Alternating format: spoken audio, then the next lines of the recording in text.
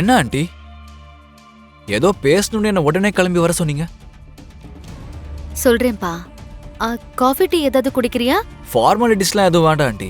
என்ன விஷயம்னு சொல்லுங்க, அது போதும். கல்யாணம் நெருங்கிட்டு இருக்குல்ல உதய். சில விஷயங்கள், சில பேரை பத்தின விஷயங்களை உன்கிட்ட சொல்றதுக்காக தான் வர சொன்னேன். யார பத்தி ஆண்டி? எங்க பூமியை பத்தி தான். அவளை உனக்கு பிடிச்சிருக்கா உதய்? ரொம்ப பிடிச்சிருக்கு. அவளை பார்த்ததும் காதல்ல விழுந்துட்டேன். அதை விட அவளை எப்ப கல்யாணம் பண்ணிக்க போறேன்னு நான் வெயிட் பண்ணிட்டு இருக்கேன் ஆண்டி. அப்போ எங்க பூமி அதே அளவுக்கு உன்னை காதலிக்கிறாளா? தெரியல ஆண்டி. பூமிக்கு என்னெல்லாம் பிடிக்கும், அவ எதெல்லாம் விரும்பி சாப்பிடுவா, என்ன மாதிரி கலர் அவளுக்கு பிடிக்கும்னு ஏதாவது தெரிஞ்சுக்கிட்டியா? இல்ல ஆண்டி. சரி, பூமிக்கு யார ரொம்ப பிடிக்கும், யார் மேல ரொம்ப பாசமா இருப்பான்னு தெரியுமா? பாத்தியா உதய், உன்னுடைய வருங்கால மனைவியை பத்தி உனக்கு எந்த விஷயமும் தெரியல.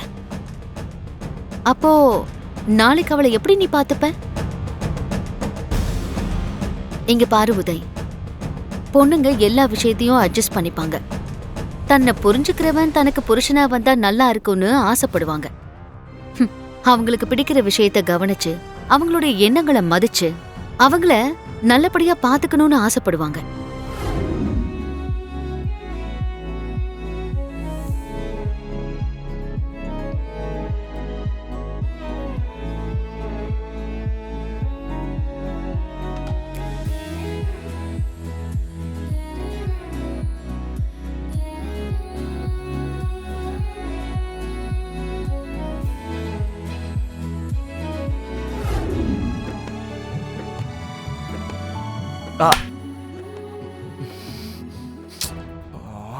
Good morning brother.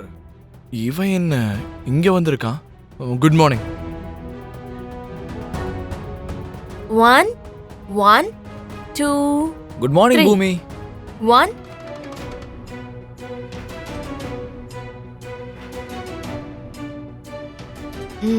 Good morning பூமி, நம்ம கல்யாணம் ஃபிக்ஸ் ஆனதுல இருந்து கல்யாணம் ஆகுற வரைக்கும் பூமி சூரியனை சுத்தி வரா மாதிரி நான் உன்னை சுத்தி வரணும்னு ஆசையா இருக்கு பூமி.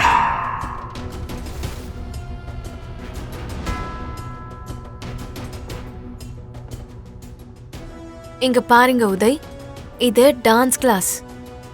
இந்த கிளாஸ்ல இருக்கும்போது இப்படியெல்லாம் நீங்க பேசக்கூடாது. பர்சனலா ஏதாவது பேசணும்னு நினைச்சா அத வீட்லயே பேசணும். ஆனா உங்க கூட பேசுற அளவுக்கு பழக்கம் எனக்கு இல்லைன்னு உங்களுக்கு தெரிஞ்சா நல்லா இருக்கும்னு நினைக்கிறேன். பழக்கத்துல என்ன இருக்கு பூமி? பழகிக்கிட்டா தானா வரப்போகுது. அதனால தானே நான் உன்னை சுத்தி வரப்போறேன்னு சொல்லிட்டு இருக்கேன். ப்ளீஸ் ரிஷிதா, இங்க வா. நான் இதோ இப்ப வந்துடுறேன். நீங்க பிராக்டிஸ் பண்ணிட்டு இருங்க. நீங்க வாங்க. அங்கிள், அதாவது எனக்கு டான்ஸ் கத்து கொடுக்க சொல்லி உங்க அப்பா ரெக்கமெண்டேஷன் லெட்டர் கொடுத்துருக்காரு.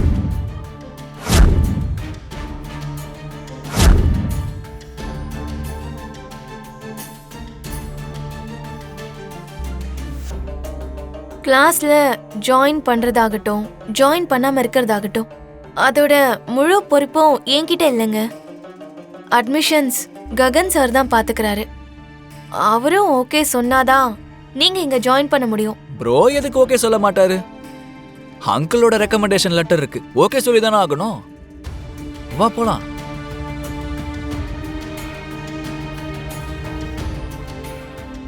ப்ரோ, என்ன ஜாயின் பண்ணிக்கோ.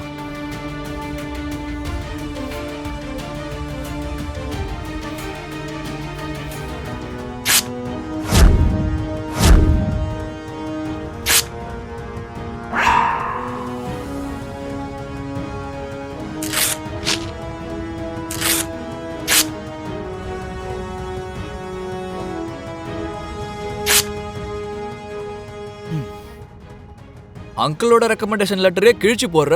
அப்போ முடிவுதான் என்ன ப்ரோ? என்ன சேர்த்துக்க கூடாதுன்னா?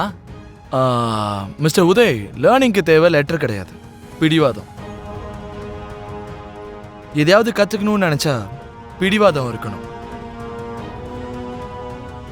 இன்னையில இருந்து நீ கிளாஸ்ல ஜாயின் பண்ண மாதிரி தான்.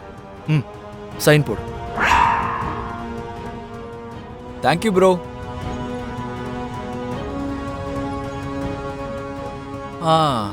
அப்போ நான் கிளாஸ்ல ஜாயின் ஆயிட்டேன்னு தானே அர்த்தம்? யா. பூமி எனக்கு இப்போ பேசிக்ஸ் கற்றுக் கொடுப்பாங்களா? No no no no. Basic சொல்லி கொடுக்க பூமி இல்லை, நானே கற்றுக் கொடுக்குறேன். யூசி, பசங்களுக்கு முன்னாடி பேசிக்ஸ் கற்றுக்கிட்டு இருந்தானா அவங்க பார்த்து சிரிக்க வாய்ப்பு இருக்குல்ல. ஸோ அந்த பக்கம் ஓரமா கற்றுக் கொடுக்குறேன் உனக்கு. டிஎஸ்பி சார், இந்த வளையல் எஸ்ஐ சாரை மர்டர் பண்ணவங்களோடது தானே? எப்படி நீங்க இவ்ளோ கன்ஃபார்மா சொல்றீங்க? இந்த வளையல் எஸ்ஐ சார் டெட் பாடி பக்கத்துல கிடைச்சதா? இல்ல அபூர்வா மேடம், கிச்சன்ல கிடைச்சது.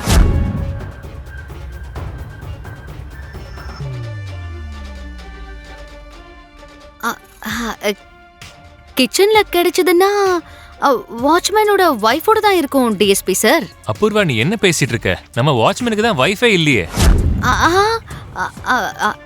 அதாவது இதுக்கு முன்னாடி இருந்தார்ல மாமா வாட்ச்மேன், அவரை பத்தி தான் சொல்லிட்டு இருக்கேன். அவங்க அங்க இருந்து போய் 1 வருஷம் ஆகுதே அபூர்வா. அவங்க இருக்கிற வரைக்கும் கிடைக்காதது இப்போ கிடைச்சிருக்குன்னா கண்டிப்பா இது எஸ்ஐய கொன்ன அந்த லேடியோட வளையல தான் இருக்கணும்.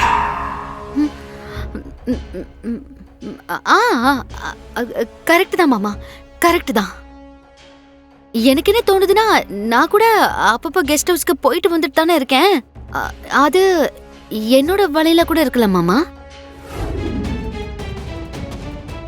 அம்மாடி, அன்னைக்கு மர்டர் டாபிக் வந்தப்போ உன் கை நடுங்குச்சு, இப்ப வேத்து கொட்டிட்டு இருக்கு. இதுலயும் உன் கைவரிசை இருக்கா என்ன?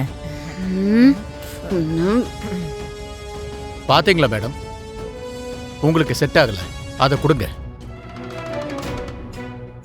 அது என்னன்னா, சமீபத்துல நான் கொஞ்சம் குண்டாயிட்டேனா, அதான் உனக்கு செட் ஆகலன்னு சித்தி சொல்லிட்டு இருந்தாங்க. ஆமாமா. எஸ்ஐ மர்டர் நடந்து 2 நாள் தான் ஆகுது. 2 நாளைக்குள்ளேயே வளையல் போட முடியாத அளவுக்கு குண்டாகிறது ரொம்ப கஷ்டம். இந்த வளையல் கண்டிப்பா அந்த கில்லரோடதா தான் இருக்கும். நீங்க சொல்றது 100க்கு 100 உண்மைதான் டிஎஸ்பி சார். நானும் அதை தான் நம்புறேன். அவ கண்டிப்பா ப்ரொஃபஷனல் கில்லரா தான் இருக்கணும் சார். போஸ்ட்மார்ட்டம் ரிப்போர்ட்ல எஸ்ஐ ஹார்ட் அட்டாக்லயோ இல்ல கண்டுபிடிக்க முடியாத விஷத்தாலேயோ இறந்து போனதா ரிப்போர்ட் வந்திருக்கு.